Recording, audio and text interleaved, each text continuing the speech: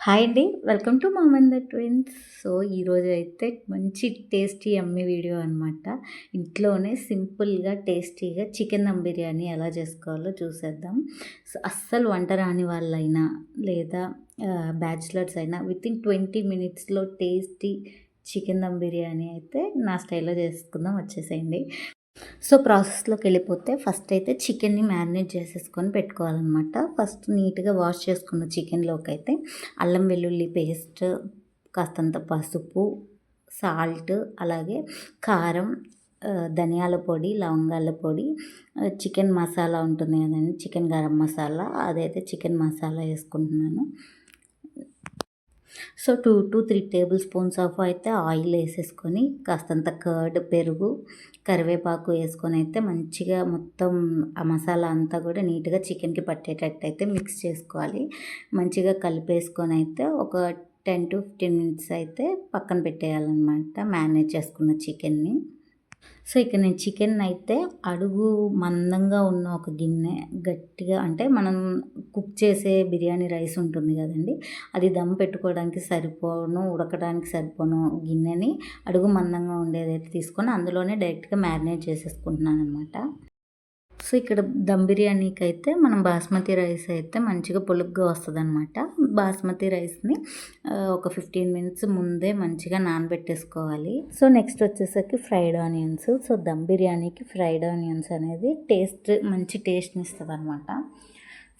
ఆనియన్స్‌ని అయితే మంచిగా గోల్డెన్ బ్రౌన్ వచ్చేసరికి నిలువుగా కట్ చేసుకొని ఫ్రై చేసేసుకొని తీసుకోవాలి ఫ్రైడ్ ఆనియన్స్‌ని.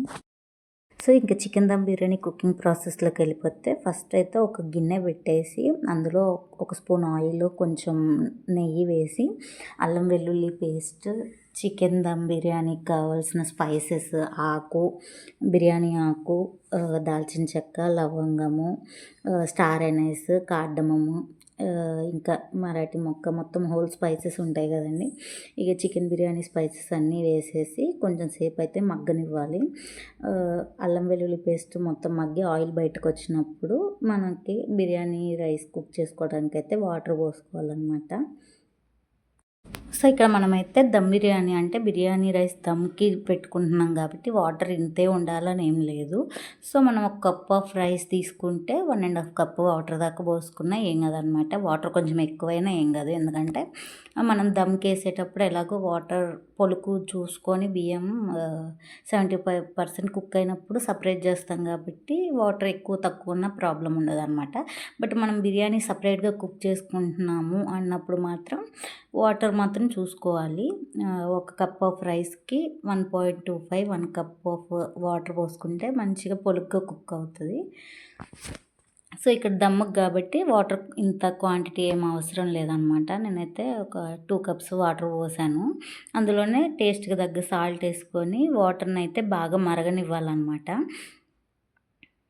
సో, స్టవ్‌నైతే మీడియం టు హై ఫ్లేమ్‌లో పెట్టేసుకొని ఈ వాటర్‌నైతే బాగా బాయిల్ చేసుకోవాలనమాట. వాటర్ అంతా కూడా మసాలా అంతా కూడా అందులో వేసినవి వాటర్‌కి మిక్స్ అయ్యి బాగా బాయిల్ అయితేనే మనకి రైస్ అనేది త్వరగా కుక్ అవుతది పొడి పొడిగా. సైమల్టేనియస్‌గా ఇటు పక్క వాటర్ బాయిల్ అవుతుంటే ఇంకొక సైడ్ అయితే మందటి గిన్నె తీసుకొని మనం ఏదైతే దమ్ పెట్టుకుందాం అనుకుంటున్నామో అందులోనే నేనైతే చికెన్ డైరెక్ట్‌గా ఆ గిన్నెలోనే మ్యారినేట్ చేసేసి అయితే స్టవ్ మీద పెట్టేసాను. ఒకవేళ మీరు సపరేట్‌గా మ్యారినేట్ చేసుకుంటే మందటి గిన్నె పెట్టుకొని ఒక టేబుల్ స్పూన్ ఆఫ్ ఆయిల్ వేసేసుకొని అందులో అయితే చికెన్ మ్యారినేట్ చేసిన చికెన్ వేసుకొని కుక్ చేసుకోండి. అంటే స్టవ్‌ని మీడియం ఫ్లేమ్‌లో ఉంచి కుక్ చేసుకోండి. సో, చికెన్ అయితే మీడియం ఫ్లేమ్‌లో ఉంచి కుక్ చేసుకోవాలి. సో, మనం చికెన్‌లో ఇంకా ఎటువంటి యాడ్ చేసే పని లేదనమాట. అన్నీ యాడ్ చేసాం కాబట్టి వాటర్ కూడా యాడ్ చేయాల్సిన అవసరం లేదు. కొంచెం కలుపుకుంటా ఉంటే చాలు అడుగంటకుండా. ఒక 5-10 మినిట్స్‌కి చికెన్‌లో వాటర్ అంతా బయటకొచ్చేసి ఆటోమేటిక్‌గా చికెన్ అందులోనే ఉడికిపోతది ఆ వాటర్‌లోనే. ఇంకా చికెన్నయితే కలుపుకుంటూ ఉండాలనమాట అడుగంటకుండా.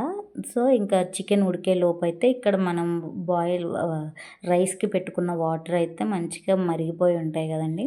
అందులో అయితే మనం నానబెట్టుకున్న బాస్మతి రైస్‌నయితే యాడ్ చేసేసుకోవాలి. వేసుకొని కలపాలనమాట. ఇంకా ఒక 5 మినిట్స్‌కి రైస్ అయితే మంచిగా ఉడుకుతది.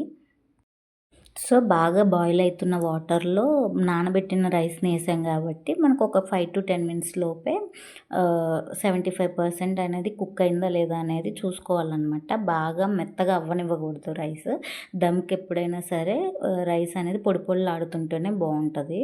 సో, మనం మధ్యలో ఒక 5 మినిట్స్ తర్వాత రైస్‌ని చెక్ చేస్తే పొలుకు పట్టుకొని ఇలా అంటున్నప్పుడు మనకి 2 అంటే రైస్ హాఫ్‌గా అయిందనుకోండి, ఇక అది 75% కుక్ అయినట్టే. సో, ఇక్కడ పక్కన గూడా చికెన్ గూడా ఆల్రెడీ కుక్ అయిపోయింది గదండీ మనకి. సో, ఇంగ అలా 75% కుక్ అయిన రైస్‌ని అయితే ఉడికిపోయిన చికెన్ మీద అయితే ఒక లేయర్‌గా ఏసేయాలనమాట. మంచిగా స్ట్రెయినర్ తీసుకొని స్ట్రెయినర్‌లో రైస్‌ని వాటర్ రాకుండా ఓన్లీ బాస్మతి రైస్ కుక్ అయిన రైస్‌ని వరకే ఒక లేయర్ లాగా ఉడుకుతున్న చికెన్ మీద అయితే ఏసేయాలి.